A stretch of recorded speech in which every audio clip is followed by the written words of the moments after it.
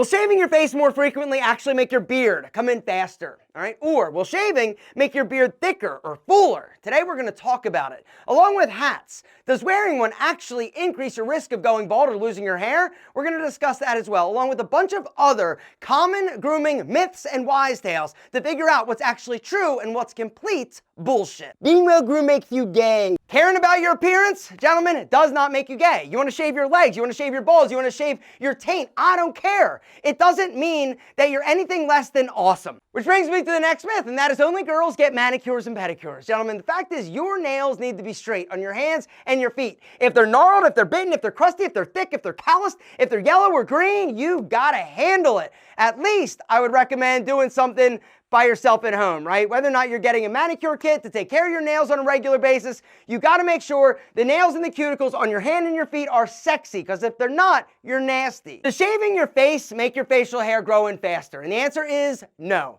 Very common. A lot of young dudes think that the more you shave, the faster it's gonna grow in. Unfortunately, this is not the case. Time and testosterone is what's gonna be responsible for your facial hair growing, along with genetics, all right? Now, does shaving make your facial hair thicker? And the answer also is no. All right, shaving does not increase the density, but what you are going to see is a fatter cross-section of the hair when you shave, which is why you should never shave your eyebrows. Gentlemen, never shave your brows. Pluck, tweeze, gentlemen, tweeze your eyebrows. Which brings me to the next myth or wise tale, is that when you pluck a hair enough, it will actually stop growing. No, plucking a hair will not prevent it from growing back. And even if you pluck it for a long time, it will still grow back. The good news, though, is that it grows back slower. All right, speaking of growing back, let's talk about the hair on your head. All right, number one, will wearing a hat actually make you go bald? The answer is no. But there are some problems with wearing a hat. Number one is breaking your hair, right? If you're someone that wears a hat often, you are increasing the risk of breaking. You also can experience some thinning around where the hat actually touches your head. All right, now the reason is because if it's tight, it will possibly cause a temporary alopecia, which means hair loss in the areas where it's actually rubbing or touching too much, all right? Typically, it's gonna be somewhere in the band area, all right? The other problem with wearing a hat often is that if you're wearing a dirty hat, this can have adverse effects to your hair. Which brings me to the next myth, and that is hair loss is always genetic, right? If your dad's bald, if your grandfather's bald, you're gonna go bald. This is not true. It can be true, but not always, right? Hair loss oftentimes is determined by a lot of factors, right? Whether or not it's environmental, it's diet, it's genetic, it's testosterone. Like, there are a lot of factors at play, all right? Which brings me to the next myth, and that is there's nothing you can do to stop it. Now, technically, in the old days, this was true, right? If you started to lose your hair, like, you were effed. Like, it was going and bye-bye, shave your head, like, sayonara, see you later, right? But now, with modern medicine and all the advancements in hair restoration, you can get your real hair back. You can also keep your hair, and you can stop it from progressing when it comes to hair loss. And today I want to talk about it real quick. BosleyRx, they are today's video sponsor. Now, you guys have all heard about Bosley because I talk about them all the time. It's the only company I trust with my hair. I went out to Bosley, to LA, to the headquarters to watch Pete actually get a hair transplant, and it was amazing. I'm going to link to that video down below, guys. It's awesome. Go watch it, all right? Something else that's awesome is Bosley. They are the hair doctors. They've been in the hair loss business for over 50 years, and when it comes to restoring your hair or keeping the hair that you have, experience matters, which is why I'm so excited to tell you about BosleyRx. So BosleyRx is a super badass service, right, where they're going to ship your prescription hair loss medication direct to your door. It's simple, it's fast, and it's convenient. It's also super discreet, all right? The way that it works, guys, if you go through my link, all right, and right now for a limited time, if you use the discount code ALPHAM, you're going to get 2 months of hair loss medication for free, all right? Did you hear me? You're getting 2 months of medication for free if you go through my link and use the discount code ALPHAM. Free. Gentlemen, you're getting 2 months of hair loss medication for free. So the way that it works, simple. You hit that link down below and sign up. You answer a few questions,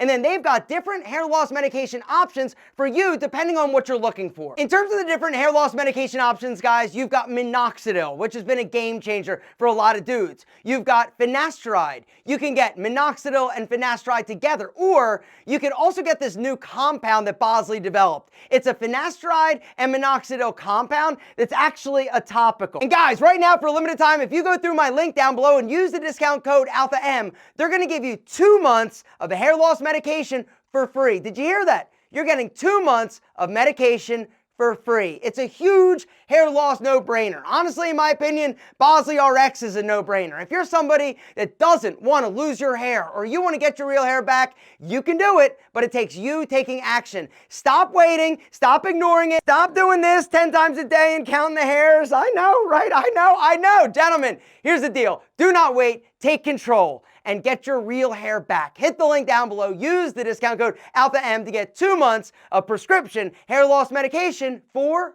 free. Speaking of hair, the next myth is all about dandruff, aka itchy scalp, all right? Dandruff and itchy scalp are two different things, all right? Itchy scalp happens typically because guys have dry scalp and you may get some small flaking, right? This is not technically dandruff. Dandruff is actually caused by a yeast-like fungus that develops on your scalp that actually feeds on the excessive oil, right? And it actually like flakes off, right? They're big flakes. The good news is that you can do something about this as well, right? There are different ingredients that treat dandruff. What I have found works best and what I use is something called coal tar. It's an active ingredient in some dandruff shampoos that basically for me has totally cured my dandruff. The next myth is also about hair, and that is guys don't need to use conditioner. Once again, false. Gentlemen, 100% false. And it doesn't matter if your hair is this long or this long, right? The fact is, dudes need to condition their hair at least twice a week is what I would recommend, all right? Because conditioning actually goes and helps smooth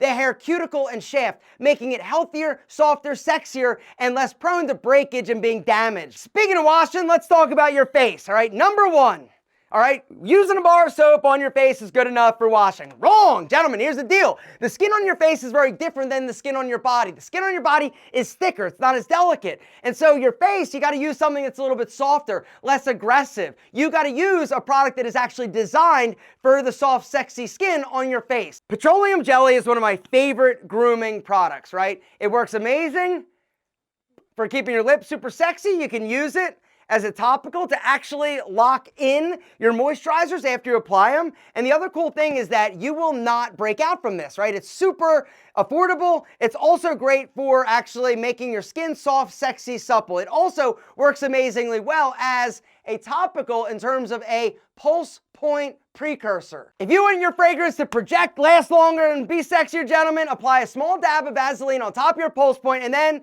apply your fragrance, all right? The whole idea is that the Vaseline sits and basically blocks and stops the absorption into your body, keeping the fragrance on top of the skin where it's gonna be able to be heated up and project, which brings me to the next myth, and that is the more fragrance, the better your smell. Wrong, gentlemen, you gotta understand what you're wearing, all right? Less is more oftentimes. 3 squirts is what I personally would recommend, right? If you're using something that's lighter, right, you can get away with wearing maybe a few extra squirts, but the truth is, wearing too much fragrance is just as offensive as bad BO. Which brings me to the next myth, and that is you need to shower after you sweat. All right, here's the deal. Sweat in and of itself does not smell. It's odorless, right? What ends up smelling is your pits get funky or the bacteria that's on your body, right? And so what are you gonna do, right? A, shower every day is what I personally recommend, but there's some things you can do to actually minimize the sweatiness or the stinkiness, right? Down your pants, you wanna powder, right? If you powder, you're gonna have less musky nuts. You're also gonna be fresher and stay drier. Another pro tip to reduce your odor is reduce the amount of hair, right? This includes your butt. This also includes your crotch and your pits. Now, in my opinion, shaving with a razor is not great for your pits. It's irritating. And the reason is because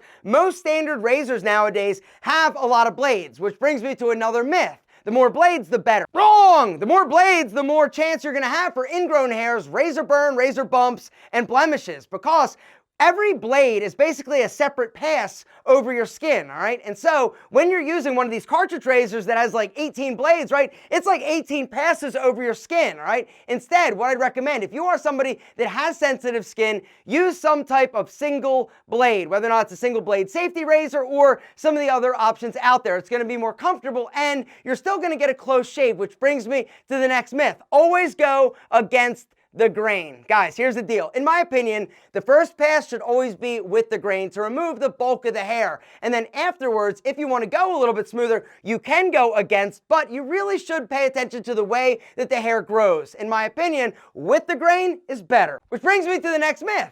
It's optional whether or not you should shave your balls. Nope, it's not. Shave your balls with a razor, right? Your butt cheeks, this is optional. But shaving it with the razor is very uncomfortable, all right? Instead, I would use a trimmer. Once again, the more you shave or the more passes, the more likely you're gonna have that hair get below the surface and get stuck when it tries to grow back, which brings me to another pro tip. Regardless of what hair you're shaving, you should be exfoliating. Whether or not it's your chest, your body, your balls, your legs, wherever. Every time you get into the shower, you should be using some type of exfoliant in order to keep the hairs free and allow them to grow and not actually get hooked or trapped underneath the skin. Which brings me to the next myth, and that is exfoliating your face every day is good. It's actually bad. Once or twice a week is all you need. Washing twice a day is non-optional, but exfoliation is basically removing the top dead layer of skin. And when you do it too frequently, it actually has the opposite effect. It can prematurely age you and make you look worse, which brings me to the last tip, and that is you don't need to use moisturizer if you don't have dry skin. Guys,